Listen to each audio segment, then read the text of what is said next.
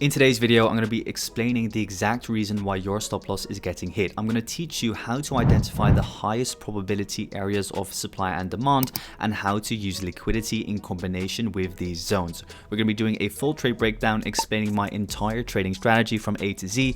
So let's dive straight in. All right, so we're going to start off fairly simple with a very easy to understand trade example. What we have over here is a key level of support and resistance. As you can see, every single time we tap into this level, you see the market react in some way or form.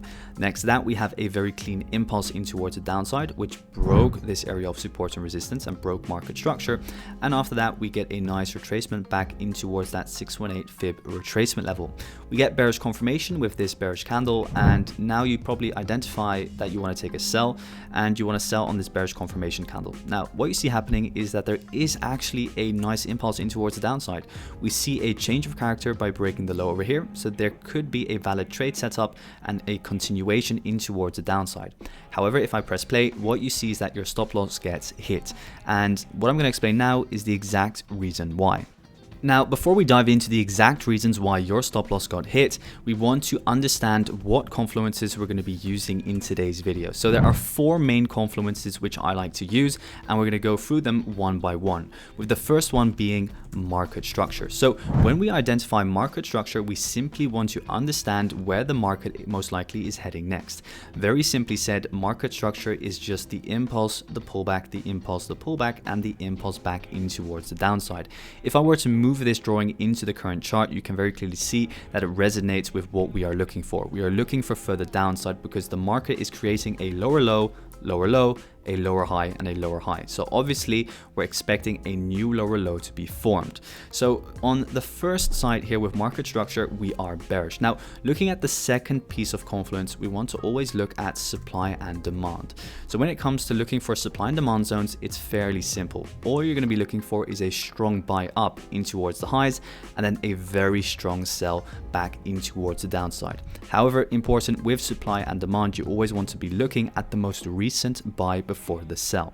As you can see over here, this is where the most recent buy before the sell in towards the highs occurs. So not from here, not that support and resistance level, no, really the most recent leg in towards the highs. That is where you want to be looking for your area of supply and demand. Now, when it comes to step 3, we want to always look for liquidity. So liquidity is simply identified by looking for an initial reaction right below your area of supply and demand. In this example, we have a very clear initial reaction in towards the downside. The beauty of it is that this is also a key level of support and resistance. So we understand that initial support and resistance traders are now getting into the market with their stop loss above the highs. Now, this is very important to understand, and one of the most crucial aspects of the entire trading strategy. You always need liquidity before entering a potential trade. So what you see is that we get that initial reaction in towards the downside, but then the market then retraces back in towards the highs. We tap into our supply zone and we grab liquidity above that high. And this is straight away also where confluence point number 4 comes into play, called PVD. And PVD is simply the premium versus discount tool. So what I like to use is a Fibonacci tool called the PVD. The settings for this tool are the 0, the 0.5, and the 1. And PVD stands for premium versus discount.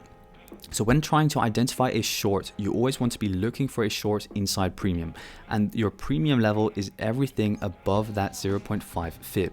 This will always give you the highest probability of having a profitable short trade. Now, before taking the actual sell itself, I just want to go back into point 3, which is liquidity, because obviously we understand that we have liquidity above this swing eye over here, but what you also always want to be looking for when actually putting in a target and understanding where you want to trade towards, you always need to look for something called trendline liquidity. And trendline liquidity is nothing more than a representation of ascending lows. So what we have over here are ascending lows, what we have over here are ascending lows. And we understand that underneath those lows, that is where liquidity lies. Therefore, if we now enter on top of that liquidity high with our stop loss above the supply zone and we enter here on top of the supply zone, we can then target that trendline liquidity, and we can even let open a runner all the way to this lowest point of liquidity underneath over here. What you'll then see is that we get tagged in based on that liquidity high. We see an initial push in towards the downside, a break of market structure over here.